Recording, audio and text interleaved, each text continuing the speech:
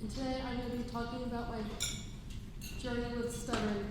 When I first started kindergarten, I was enrolled in speech therapy there. My first couple of speech therapists were amazing, though they did promise me that by 7th grade, my stutter would be gone. But when I moved school districts, the speech therapists seemed to have worsened just a little bit, but they still promised me that by 7th grade, I wouldn't have to deal with my stutter any longer.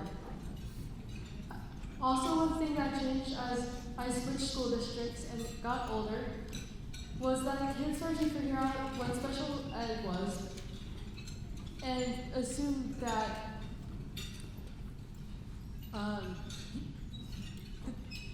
the kids who were special ed were stupid.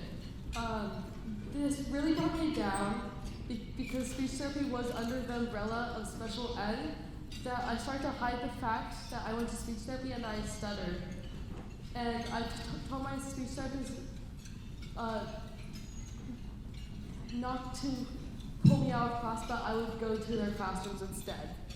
And I kept my stutter a secret and only told a few people about it at my school.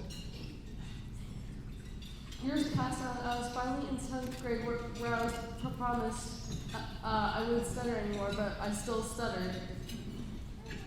This is when I figured out that I was going to be stuttering for most likely the rest of my life, and so I started to open up a little bit about it and telling a few more people and talking a little bit more about it at my school, but wasn't fully open about it.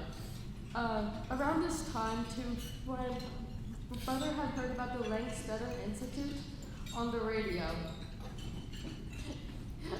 and we decided to put me on the waiting list. After a year, they called me to this institute to ask me a few questions.